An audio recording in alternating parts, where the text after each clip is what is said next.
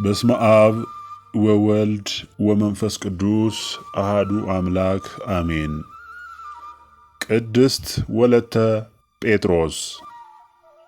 ወር በገባ በ17ኛው ቀን የቅድስት ወለተ ጴጥሮስ መታሰቢያ ነው። አባቷ ባህር አሰግድ፣ እናቷ ደግሞ ክርስቶስ አዕበያ ይባላሉ። ትውልዷ ከደዋሮ ማለትም ምስራቅ ኢትዮጵያ ወገን ነው። ወንድሞቿ ዮሐንስና ዘድንግል በንጉሥ ሱስንዮስ ጊዜ ታላላቅ ባለሥልጣናት ነበሩ። እናት አባቷ በሕግ በሥርዓት ካሳደጓት በኋላ ስዕለ ክርስቶስ የሚባል የሱስንዮስ የጦር አበጋዝ ቢትወደድ አግብታ 3 ልጆች መውለዷን ገድሏ ይናገራል። ይህ ቢትወደድ ይኖርበት የነበረው ግንብ ቤት ፍራሽ እስካሁን ድረስ በጋይንት ስማዳ ይታያል። ወለተ ጴጥሮስ ከቢትወደድ ስዕለ ክርስቶስ ጋር በሰላም በመኖር ላይ እያለች ንጉሡ አጼ ሱስንዮስ የተዋሕዶ ሃይማኖቱን ቀይሮ በሮማውያን ሐሰተኛ መምህራን በመታለል ካቶሊክነትን ተቀብሎ የኢትዮጵያ ሕዝብም ካቶሊክ እንዲሆን አወጀ። በዚህ አዋጅ የተነሳ በንጉሡ ደጋፊዎችና የቀደመ ሃይማኖታችንን አንለቅም ባሉት እውነተኛ የተዋሕዶ ምዕመናን መካከል ታላቅ ጠብ ሆነ። የንጉሡ ሰራዊትም በተዋሕዶ ምዕመናን ላይ ዘመቱ። ቢትወደድ ስዕለ ክርስቶስ ከዘመቻ ሲመለስ የጳጳሱን የአቡነ ስምዖንን ልብስ እንደ ግዳይ ሰለባ ለንጉሡ ይዞለት መጣ። ይህንን የሃይማኖቷን መናቅ የአባቶቿን መደፈር የተመለከተችው ወለተ ጴጥሮስ እንደዚህ ካለው ከሃዲ ጋር በአንድ ቤት አብሮ መኖር አያስፈልግም ብላ ቆረጠች። ከዚህም በኋላ ከቤቱ የምትወጣበትን ዘዴ ያለ ረፍት ማሰላሰል ጀመረች። ከዚያም ወደ ገዳሙ ለመድረስ እንዲረዷት ከጣና መነኮሳት ጋር መላላክ ጀመረች። የጣና ቂርቆስ ገዳም አበምኔት አባ ፈትለ ሥላሴም ወለተ ጴጥሮስን ይዘዋት እንዲመጡ 2 መነኮሳትን ላኩ። በዚያ ጊዜ ልጆቿ ሁሉ ሞተውባት ነበር። ወለተ ጴጥሮስ ከመነኮሳቱ ጋር መጥፋቷን ያወቀው ቢትወደድ ስዕለ ክርስቶስ ይዘው ያመጡለት ዘንድ አያሌ ሰራዊት ከኋላዋ ሰደደ። ነገር ግን ወለተ ጴጥሮስና 2ቱ መነኮሳት በእግዚአብሔር ረዳትነት በዱር ውስጥ ተሰወሩባቸው፣ ሊያገኟቸው አልቻሉም። ይህ ተሰውረውበት የነበረው ቦታ እስከ ዛሬ ድረስ ሳጋ ወለተ ጴጥሮስ ይባላል። በኋላ ዘመንም በስሟ ቤተ ክርስቲያን ተሰርቶበታል። ከዚህ በኋላ ወደ ደብረ ዕንቁ ገዳም ገብታ ሥርዓተ ምንኩስናን ተምራ መነኮሰች። ታላቁ ተጋድሏ የተጀመረውም ከዚህ በኋላ ነው። ወለተ ጴጥሮስ ከምንኩስናዋ በኋላ በመላ ሀገሪቱ እየተዘዋወረች ሕዝቡ በተዋሕዶ እምነት እንዲጸና በጸሎተ ቅዳሴም ጊዜ ሃይማኖትን የለወጠው የንጉሥ ሱስንዮስ ስም እንዳይጠራ ትመክር ጀመር። ብዙ ሰዎችም በምክሯ ተስበው በሃይማኖታቸው እየጸኑ ሰማዕትነትን መቀበል ያዙ። ይህንን የወለተ ጴጥሮስን ተጋድሎ የሰማው ንጉሥ ሱስንዮስ ተይዛ ለፍርድ ትቀርብ ዘንድ ብዙ ወታደሮች በየአካባቢው አሰማራ። በመጨረሻም በሰራዊቱ ተይዛ በሱስንዮስ ፊት ቀረበች። መሳፍንቱ መኳንንቱና ለእንጀራቸው ሲሉ ሃይማኖታቸውን የለወጡ ሊቃውንት በተሰበሰቡበት ትመረመር ጀመር። ከሳሿ ንጉሡን ካድሽ፣ እግዚአብሔርን ካድሽ፣ ትእዛዙን እምቢ አልሽ፣ ሃይማኖቱን ዘለፍሽ፣ ሌሎችም ሰዎችም ሃይማኖቱን እንዳይቀበሉ ልባቸውን አሻከርሽ ሲል ከሰሳት። ወለተ ጴጥሮስ ግን እንደ አምላኳ እንደ ኢየሱስ ክርስቶስ በከሳሾቿ ፊት ዝም አለች። ንጉሡም ርቃ እንዳትሄድ ነገር ግን ከቅርብ ዘመዶቿ ጋር እንድትኖር ማለትም የቁም እስር ፈረደባት። ሃይማኖት ተንቃ ቤተ ክርስቲያን ተዋርዳ የምናፍቃን መጫወቻ ስትሆን ማየት የሃይማኖት ፍቅሯ ያላስቻላት ወለተ ጴጥሮስ በግዞት መልክ ከተቀመጠችበት ቦታ ጠፍታ ዘጌ ገዳም ገባች። አብረዋትም ወለተ ጳውሎስና እህተ ክርስቶስ የተባሉ እናቶች ነበሩ።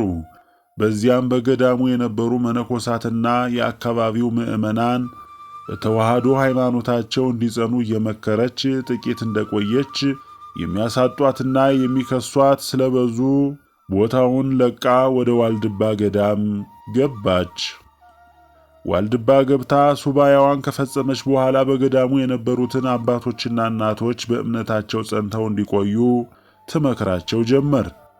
አጼ ሱስንዮስ የወለተ ጴጥሮስን ተጋድሎ መነኮሳትንና ምዕመናንን በሃይማኖታቸው እንዲጸኑ የካዱትም ከክህደታቸው እንዲመለሱ ማድረጓን ሲረዳ ብዙ ወታደሮችን ይልክባት ነበር። በዋልድባ ያለችም የንጉሡ ሰራዊት ሊያስኖሯት ስላልቻሉ ወደ ጸለምት አመራች። በጸለምት የወለተ ጴጥሮስ ትምህርት እንደ ሰደድ እሳት ተስፋፋ። ምዕመናን እየወደዷትና እየተቀበሏት ራሳቸውን ለሰማዕትነት አዘጋጁ። ይህንን የሰማው ሱስንዮስ ይህች ሴት እኔ ብተዋት እርሷ አልተወችኝም አለና የጸለምቱን ገዢ ባላምባራስ ፊላታዎስን ወለተ ጴጥሮስን ይዞ እንዲያመጣለት አዘዘው። ወለተ ጴጥሮስ በጸለምቱ ገዢ ተይዛ ወደ ሱስንዮስ መጣች። አስቀድሞ ሃይማኖቷን እንድትለውጥ ሊያግባቧት ሞከሩ። እርሷ ግን ጸናች። 3 የካቶሊክ ቀሳውስት መጥተው ስለ ሃይማኖቷ ተከራከሯት። ወለተ ጴጥሮስ ግን የሚገባቸውን መልስ ሰጥታ አሳፈረቻቸው። በየቀኑ የካቶሊክ ቀሳውስት ሃይማኖቷን ትታ ካቶሊክ እንድትሆን በምክርም በትምህርቱም ለማታለል ሞከሩ። ይሁን እንጂ ወለተ ጴጥሮስ በተዋህዶ ዓለት ላይ ተመስርታ ነበርና ፍንክች አላለችም። በመጨረሻ አንዱ የካቶሊክ ቄስ እርሷን እቀይራለሁ ማለት በድንጋይ ላይ ውሃ ማፍሰስ ነው ሲል ለንጉሡ አመለከተ። ሱስንዮስ ይህንን ሲሰማ ሊገላት ቆረጠ። አማካሪዎቹ ግን አሁን እርሷን ብትገል ሕዝቡ ሁሉ በሞቷ ይተባበራል፣ ስለ ሃይማኖቱ እንደ እርሷ መሥዋዕት ይሆናል፣ ደግሞ ሰው ሁሉ ካለቀ በማን ላይ ትነግሳለህ? ይልቅስ ታስራ ትቀመጥ ብለው መከሩት። ንጉሡም ገርበል ወደ ተባለው በረሃ ሊልካት ወሰነ።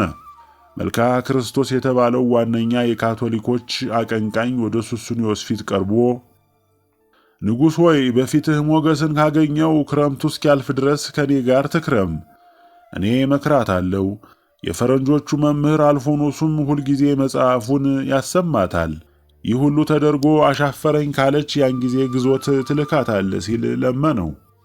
ንጉሡም ተስማማ። መልክዓ ክርስቶስ ወለተ ጴጥሮስን የካቶሊኮች ጳጳስ ወደሚኖርበት ጎንደር አዘዞ ወሰዳት። ሁለቱ ተከታዮቿ ወለተ ክርስቶስና እህተ ክርስቶስ አብረዋት ሰነበቱ። ወለተ ጳውሎስ ዘጌ ቀርታለች። አልፎኖሱ ሜንዴዝም ዘወትር እየሄደ የሊዮንን ክህደት ያስተምራት ነበር። ንጉሡም የወለተ ጴጥሮስን ወደ ካቶሊክነት መቀየር በየጊዜው ይጠይቅ ነበር።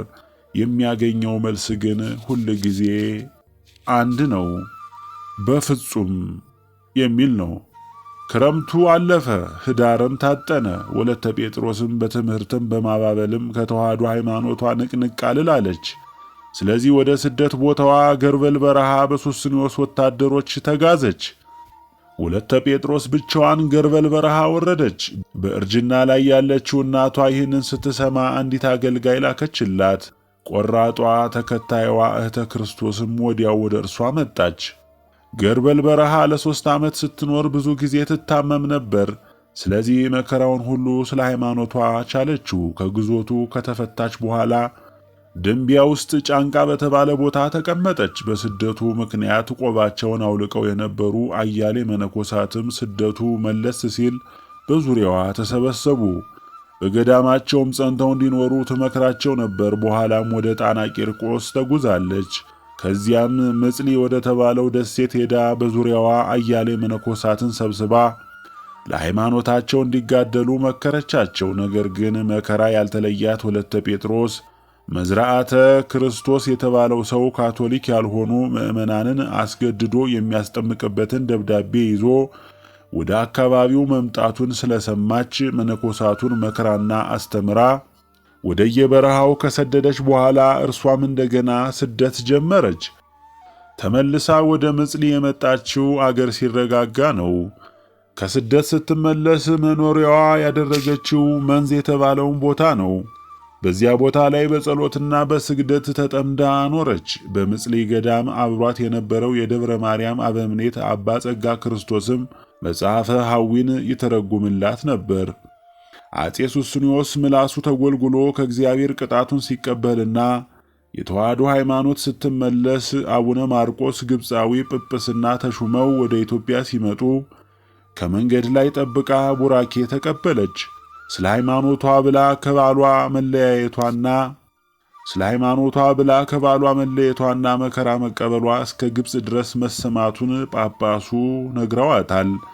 ከዚያም በመንዞ ገዳም አቋቁማ በተጋድሏ ተቀመጠች። ያቋቋመችው ገዳም የወንዶችም የሴቶችም ነበር። የተዋህዶ ሃይማኖት በአዋጅ ከተመለሰችና አጼ ፋሲል ከነገሰ በኋላ ንጉሱን ለማግኘት ወንድሞቿንና ዘመዶቿን ለማየት ወደ ጎንደር መጣች። ንጉሱም በታላቅ ክብር ተቀበላት። በየቀኑም ሳያያት አይውልም ነበር። ወደ እርሷ ሲገባም አደግድጎ ነበር። ይህም ስለ ሃይማኖቷ ጽናትና ስለ ቅድስናዋ ክብር ነው። ወለተ ጴጥሮስ በተጋድሎና በምንኩስና ኖራ በ60 ዓመቷ በቆረቆረችው ገዳም አረፈች። መታሰቢያዋም ኅዳር 17 ቀን ይከበራል። የተከታዩዋ ወለተ ክርስቶስ በዓል ደግሞ ኅዳር 7 ቀን ይውላል። በሃይማኖት ጸንቶ መጋደል ወንድ ሴት አይልም። ቤተ ክርስቲያናችን እንደ ወለተ ጴጥሮስ ያሉ አያሌ ልጆች አሏት። የዛሬዎቹ እህቶችና እናቶችም በምግባር ታንጾ በሃይማኖት ጸንቶ በእምነት መጋደልን ከነዚህ እናቶች ሊቀስሙ ይገባል። የእናታችን የቅድስት ወለተ ጴጥሮስና የተከታዮቿ ረድኤት በረከት ከሁላችን ጋር ይሁን። በአማላጅነቷ ትጠብቀን፣ ጥበቃዋ አይለየን። አሜን። ልመናዋ ይደረግልንና እናታችን ቅድስት ወለተ ጴጥሮስ ያደረገችው ተአምር ይህ ነው። በጎንደር አውራጃ ስሟ ጸለምት በምትባል አንዲት ሀገር አንድ ሰው ነበር። ያም ሰው ለዋልድባ መነኮሳት የእህል አስራት ያወጣላቸው ነበር። እነርሱም እንደ ገዳም ሥርዓት በመጎብኛ ወራት ይጎበኙት ነበር። እነርሱም እንዲህ ባለ ሥርዓት ጸንተው ሳሉ በሀገሩ ሁሉ አንበጣ መጣ። በእርሻው ያለውን እህልም ሳርም ምንም ሳያስቀር በላ። በዚያም ወራት በዚያ ሀገር ታላቅ ረሃብ ሆነ። ብዙ ሰዎችም ሞቱ። የቀሩትም ተሰደዱ። ሊጎበኙት ቢመጡ በእርሻቸው ስላለው እህል ፈጽሞ እያዘነ አገኙት። አትዘን፣ ምክራችንን ከሰማ ቃላችንንም ከተቀበልክ እህልህም ከአንበጣ ይድንልሃል አሉት። እርሱም መልሶ አባቶቼ ሆይ እስኪ ንገሩኝ፣ ያዘዛችሁኝን ሁሉ አደርጋለሁ፣ ከቃላችሁም አልወጣም አላቸው። እነርሱም ለቅድስት እናታችን ወለተ ጴጥሮስ ከእርሻ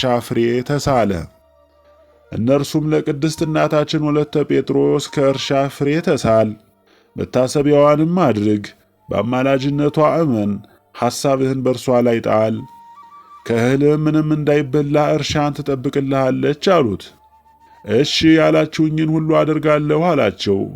የቅድስት ወለተ ጴጥሮስ መታሰቢያዋን ሊያደርግ ተሳለ። ከእርሻው መካከልም አንዱን እርሻ ከፍሎ የወለተ ጴጥሮስ እርሻ ብሎ ሰየመው። ከዚያም በኋላ እነዚያ መነኮሳት ወደ ገዳማቸው ሄዱ።